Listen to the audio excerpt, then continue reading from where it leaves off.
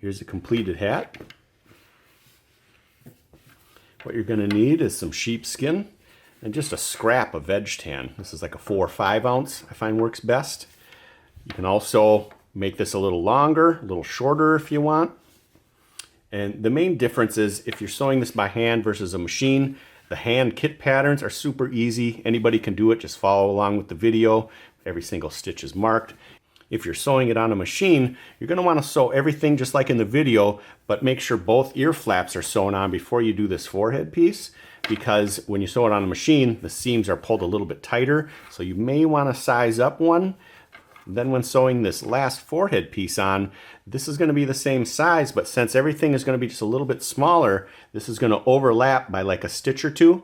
So if everything else is sewn, and you just mark the center and place this down so that it fits on there nice, just overlap each side a little bit. That's the only difference by sewing it on a machine. You're going to want to keep in mind that wool thickness as well. That could decrease the size by a little bit, but the leather will stretch and wool will compress over time.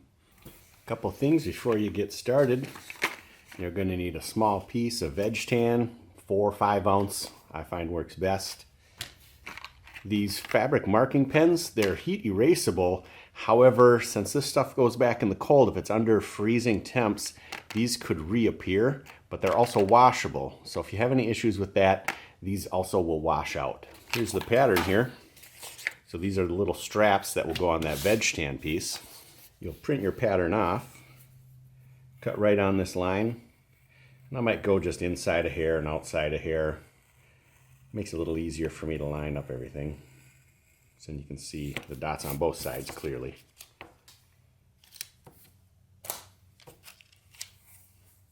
Since this is wool, it's not going to be how we do a lot of the other patterns I have, where you cut outside the line, tape it down. This one, we're going to put tape on both sides of this and make it a little more rigid, and we can just reuse this template over and over.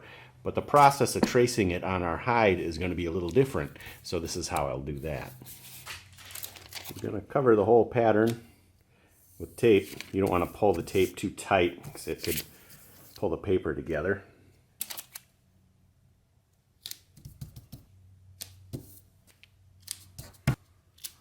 It's not necessary, but I like to cover the back side with tape also. Just makes it that much more rigid, and I can use this pattern many times.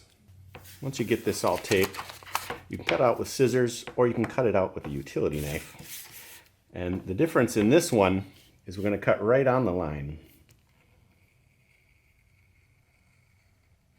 To finish getting this ready now, we're going to punch all these holes before we place this on the leather. I like to use a 5/64 inch hole punch. That way when we place this down and trace all the stitch marks, it won't be too small or too big.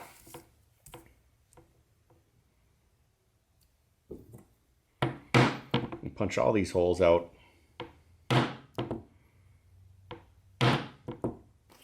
Now all the holes are punched. You're going to take your parts.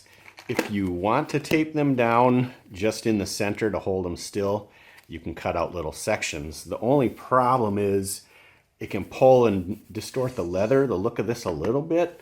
So if you're going to take a piece of tape and put it across there, make sure you put it on some fabric or your hands or something. I'll press it on my leg. You don't want that to be too sticky. Just enough so it will kind of help hold that in place. So do some tests with these pens on a couple scraps, see how you like it, see what you need to do to get them to disappear enough. I usually go with the blue or maybe the red. These are Madame So, heat erasable. I think a lot of them are pretty much the same thing. Let's do blue this time. You need to make sure you hold this nice and still. You're not stretching this material around it all, that it's sitting nice and flat. You don't want to press too hard. If you press real hard, it's going to get into the leather too much. And sometimes these pens, you need to go on a piece of paper or something just to get them to flow a little bit.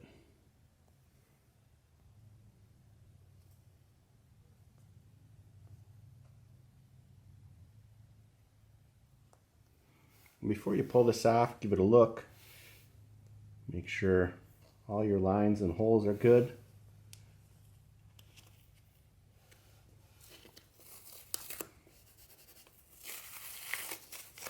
You can see that tape didn't leave any marks. So the next step will be cutting your parts out. Now a lot of people will use a knife and just get through that first layer, but since this is more of a rustic look, these edges are going to show. I'm going to use a nice pair of scissors. The only thing you need to keep in mind while you're cutting this is to keep this under part of the scissor right up against that skin. You don't want to just haphazardly cut through. You're going to mess with the wool side. Try to get it as straight as you can right off the bat, but you can come back and trim it a little bit if you need to. And little clips are better than going with big long strokes with the scissors here.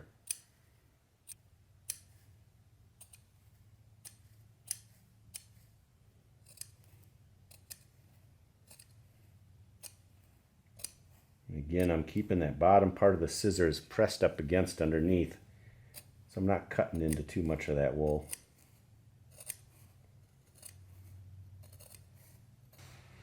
And I'll go across just so these fuzzies don't pop off everywhere as I'm doing other steps. Get rid of some of this loose stuff here. I'm going to do the same to all the sides of this.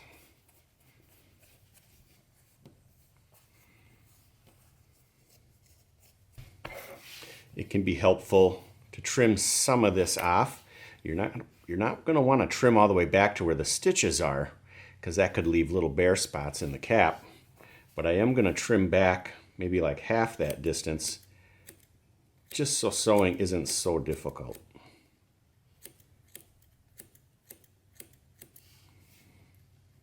You can always trim more, but if you go too much, there's not a whole lot you can do. So take your time, a little bit at a time.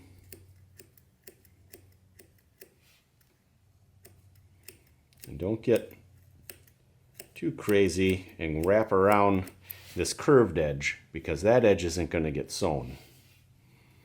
And if it's helpful, you can form that edge a little bit first. I'll show you how to do that in a second here. This can be used too for like where the stitching is going to get in here. This actually works better for this step. Just be careful not to go too deep.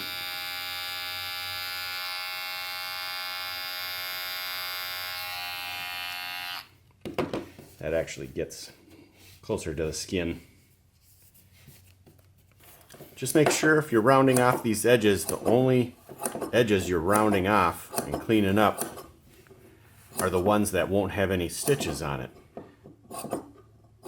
Again, you can always cut more, but if you go too much, you're stuck with what you got. And one of the reasons I do this step first before I sew it all together is just in case I mess it up. I'm not redoing a whole cap if it's that bad.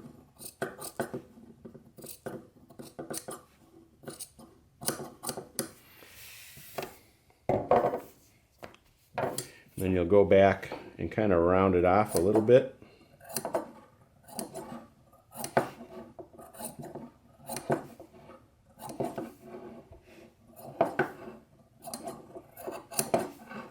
And I'd rather not cut it enough than too much. Inside this edge, it might be easier to grab something a little smaller.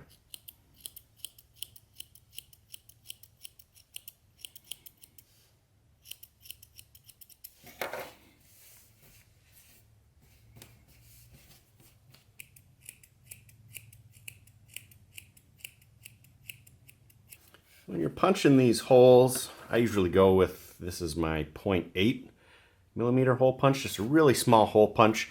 Stitching chisels can work, but that's more of a cut, so I find that it could tear more. I think a hole punch is just a better way to go. It makes the holes just a little bit more durable from the threads pulling through and ripping anything. But you can butt this up against here and try to get the wool out of the way as much as possible. That can be pretty time consuming. I found that if you just hold this flat and get it situated so you're right on that hole and just punch right through. And just by doing this, you're saving a lot of time, and the fuzz that gets cut and whatnot, it really is pretty insignificant.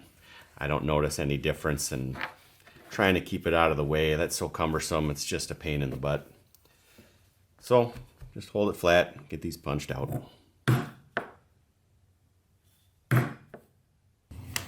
So when you're doing these little straps, piece of veg tan, 4 or 5 ounce, I think this is a 5 ounce right here, but it's different. It's like my other patterns. We're not going to do the same thing we're doing on that wool.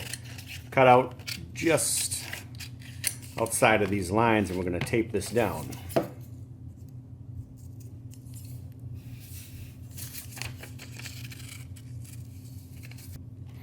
And if you're making a few of these, or to make it easier, you can just use a strap cutter. Cut strips of this. They're all the same.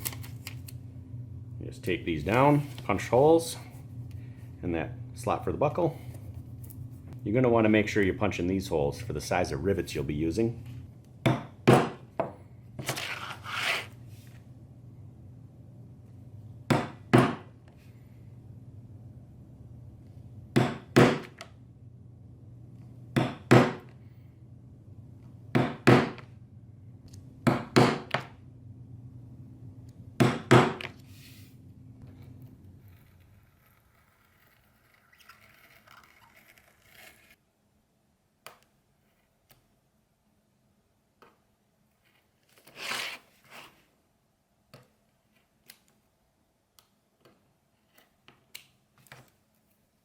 We'll start by taking one of the boxing pieces that goes over the top and the side piece here.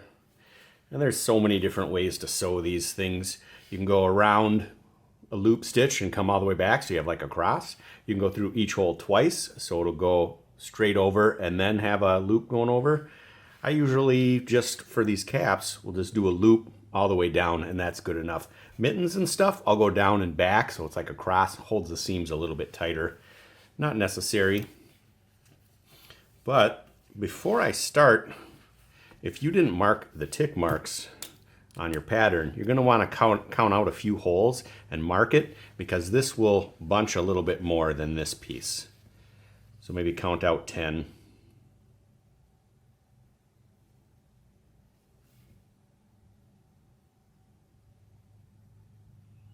That way you have something to go by.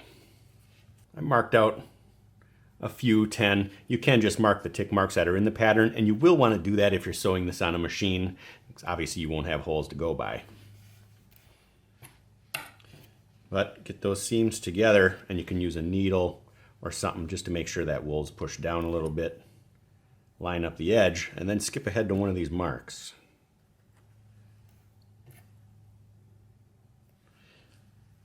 You can throw more in between if you want. I usually go overboard with clips, rather have too many than not enough. And you don't need to clip all the way around, you can just do a couple ahead. So what I'll usually do is start this first stitch by just going over the top before I start looping it. And I'll tie a knot, but you can tie the knot and then throw a needle on the end and pull it through the two seams too, so it's not as noticeable.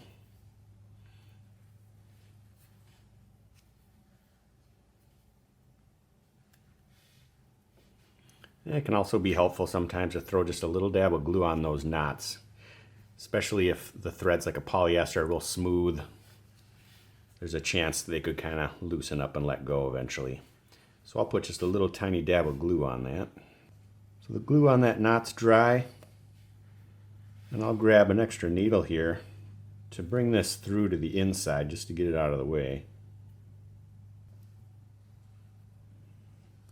Plus, it allows me to pull that knot, and then I'll grab this needle, and because that knot's being pulled that way and hitting that hole tight, I'll go through this way one more time so that right off the bat this first loop starts coming across at a nice angle, and that tension will hold that knot up against that other hole there. And then all the way across is just this loop stitch. And as you're going, just make sure that that kind of lines up straight across. If you let it go to one side or the other, it'll look a little sloppier. Not a huge deal, but so I usually pull that up straight so it just comes across nice. You're going to want to pull them tight, but don't wrench on them. And if I pause to go do something else, I'll grab a clip and just throw it on those stitches so they don't loosen up on me. And for these caps, I usually just go once across, like I said, just the loop stitch. If you came back the other way, you would get something like this. These are a mitten pattern I'm working on. Looks just a little bit more elegant. Now that I got up to that one, you just go to the next mark, and if you didn't mark them now. But instead of trying to clip them on the way down, clip them on those marks, and then you put the clips in between the two. Make sure everything will stay nice and aligned.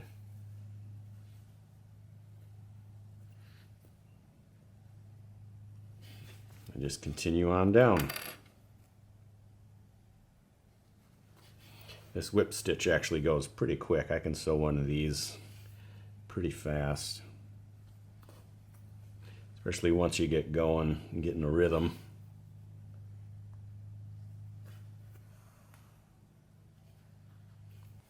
Now that we got to the end here, we're just going to go around the top to make sure that end gets held together well. And then we'll tie a knot. You can grab this last stitch if you want. You can go through again and make a knot however you want, really. But I'll usually just hold that tight,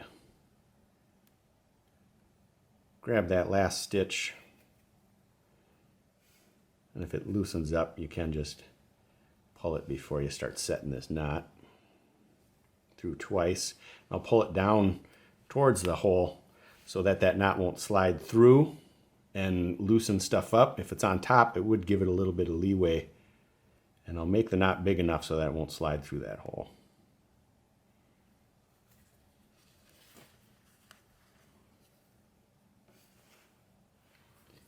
Through twice again, and I'll put a little dot of glue on there so the knot doesn't come undone.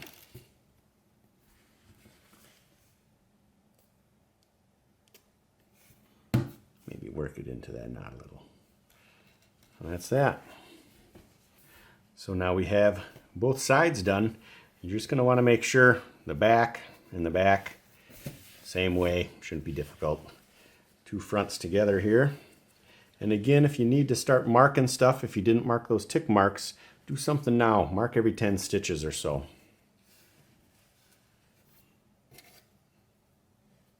Just get the wool out of the way. Start it the same as before.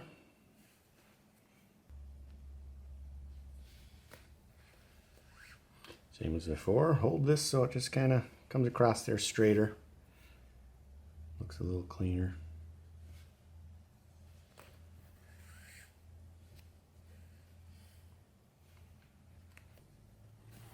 All right, that's that full top seam. All right, next let's sew the two ear flaps together just on this back seam, and then we'll sew this around the cap.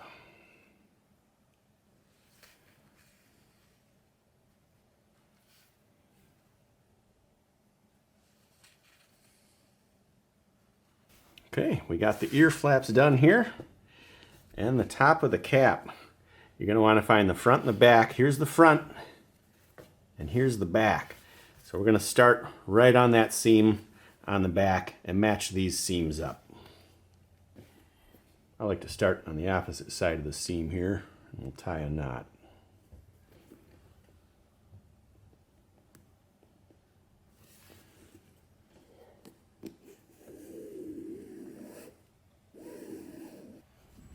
So get that knot started.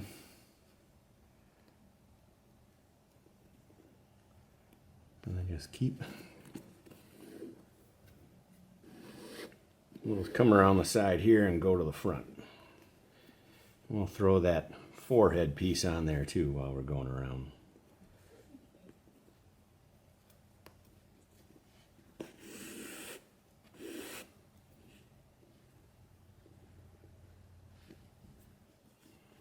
And when you're doing these last couple steps, when the cap gets more of a three-dimensional shape to it, it can be helpful to get that clip on there, just so the thread doesn't loosen up back too far. We started at that seam, coming around the side with the flap. And get all the way to this last hole. I always like to throw a couple clips on there to make sure it stays tight. But you have an option to just tie a knot, come around from the other side and sew this one around. But the forehead piece here will go on. I like to mark that center so I can make sure it's lined up right with the center of that seam. And there is one hole right here that you'll go through before you start going through this. But it can be helpful just in case you missed a hole or if a part was a little wrong for you. You can just start sewing that. I'll show you how to do that in a second, but it is helpful just to clip this on here.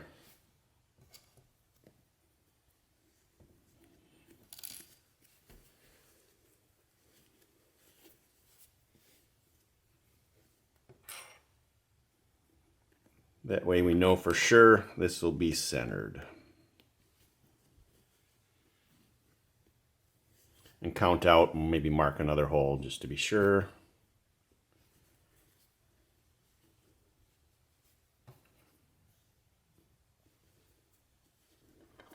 So this hole in between these two parts, you're only going to go through the top piece and then continue to the next one. However, to make sure these kind of hold down a little bit better, instead of just going to the next hole, this one we just went through, the last hole on the earpiece here, I'm going to go through a second time so that this thread just goes right over the top, just holds that part down a little bit better.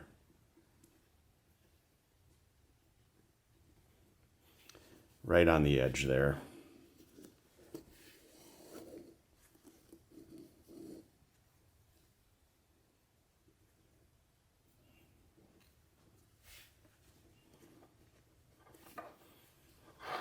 And then I'll continue on, and this hole in between the two, you only go through the top of the cap.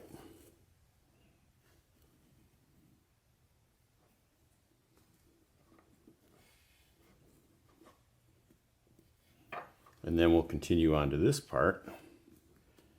And again, since this is that first hole on that part, let's go through that hole twice,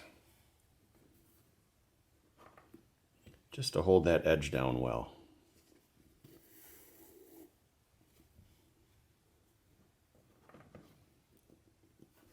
And then we'll continue on with the loop stitch all the way across.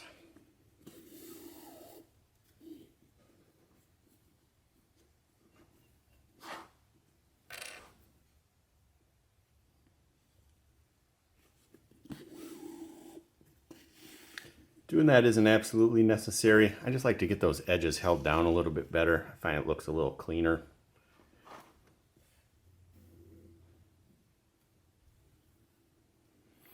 And then same as the other side again, that middle hole is only through the top section of the cap.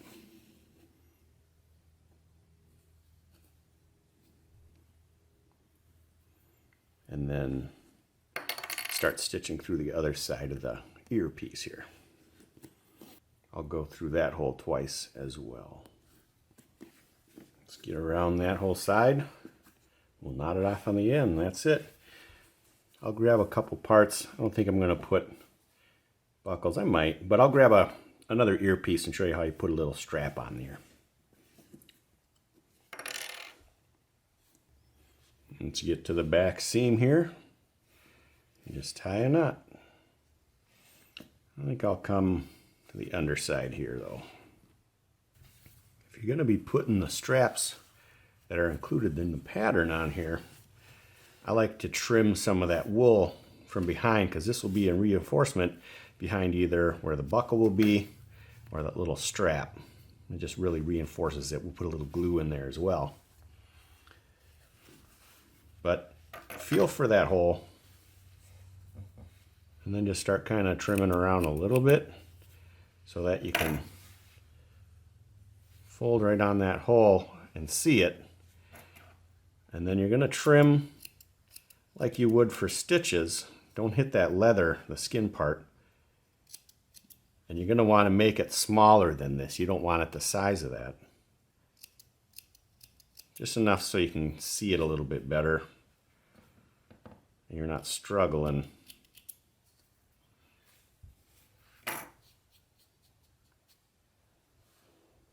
And I'll put a little glue on here. And test it first, maybe, before you jump into the glue. Make sure it'll lay pretty flat. You can always trim a little more of the fur. I might want to, actually.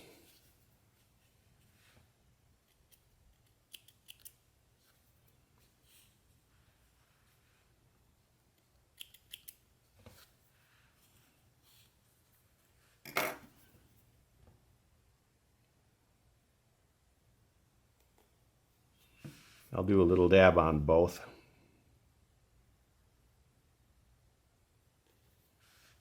And then just kind of spread it around.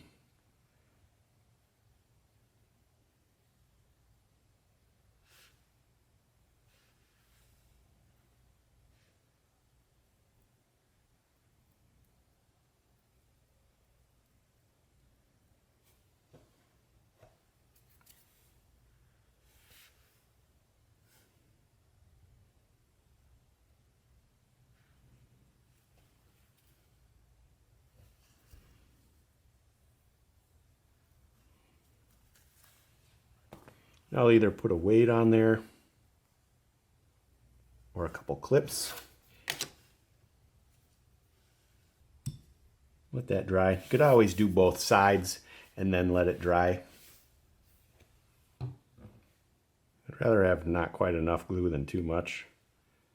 You don't want it oozing out the sides, getting on the fur. That's on. Put a little glue on that side. And down this.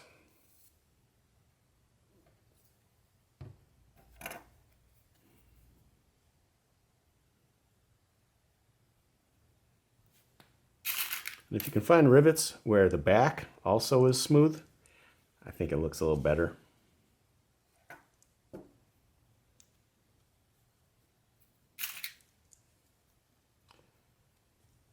But if you have to do one side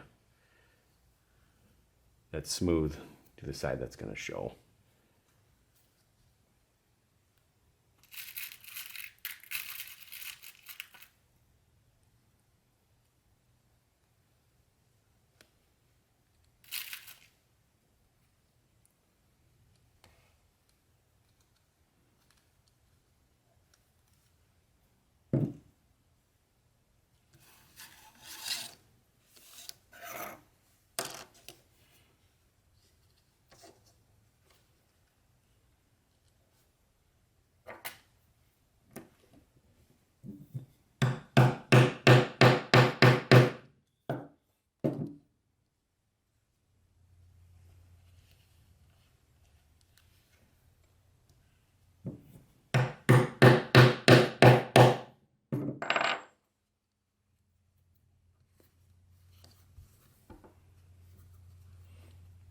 Hold that a lot better than not having something on the back. And that almost gets covered up.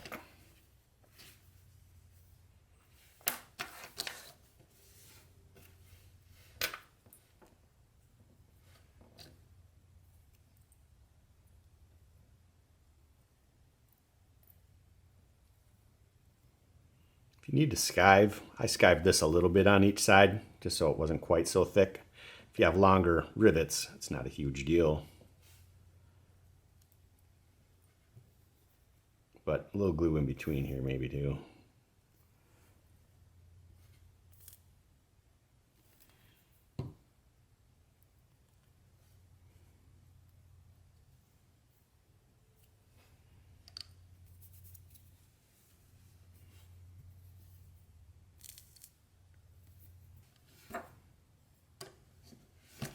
can just do more of those two pieces. If you do one on each side, then you could just tie something around it. I mean, there's so many different ways to do that part, but I like the little buckle.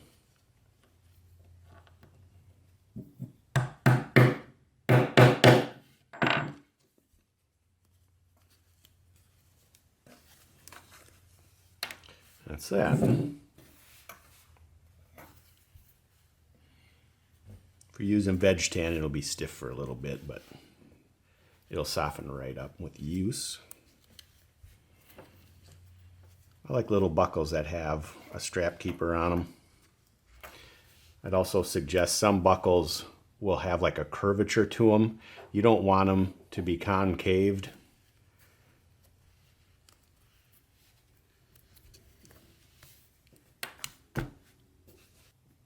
And you can have that center marked, so you can line that up and make sure it's spaced evenly. Or you can have somebody put this on their head.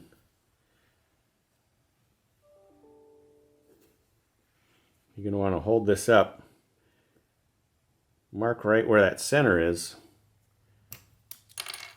and make a dot, and then a second dot that would fall just to the other side of that. And then you're going to want to mark exactly on the opposite side. Mine are good. So that we can punch two little holes and just sew that down through one of those stitches there.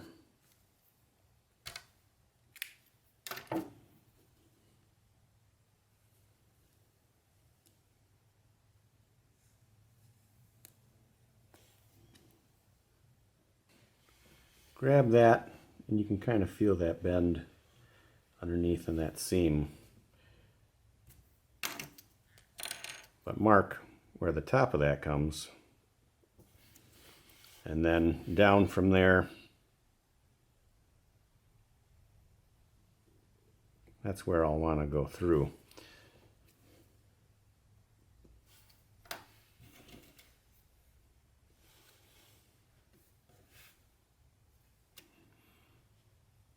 And if you get it off a little bit, you can always clip the thread and just situate it. You're not stuck with any placement here. As long as you have these holes, you're good. Coming in from the inside so that the knot will be on the inside of the seam, a little better hidden.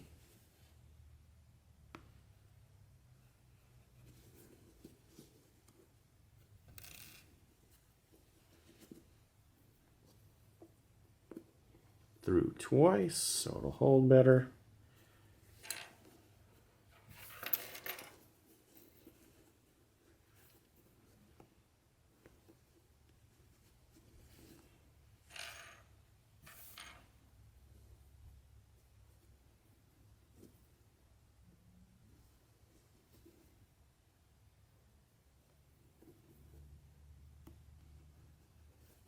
And I'll do both sides. Try it on or put it on the mannequin or something to make sure that's straight, and adjust them if I need to.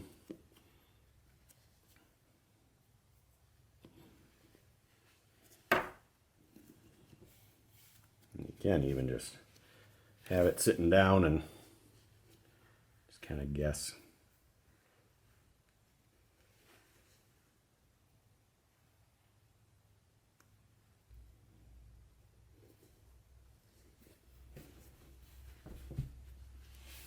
Looks pretty good. Maybe a little dab of glue on those knots.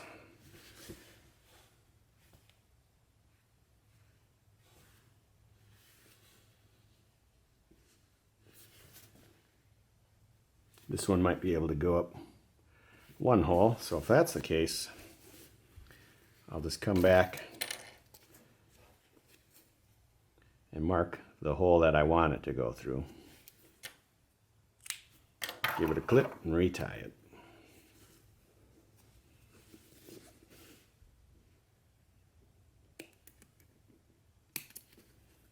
I usually clip the knot itself, just so I don't accidentally clip one of the wrong threads. I've actually done that once before. If you need to move one of the holes on the forehead flap, you can make a little different hole. It's all that pen marks, they'll go away, so those little holes won't be a big deal because they're hidden back there anyways, but give it a check. There we go, that looks right. Perfect. The last thing to do will be to get rid of these marks. You can use a hair dryer, but I like to just throw these in my actual clothes dryer. It's a lot quicker. I don't have to sit and hit all the spots, but you'll see these marks with heat.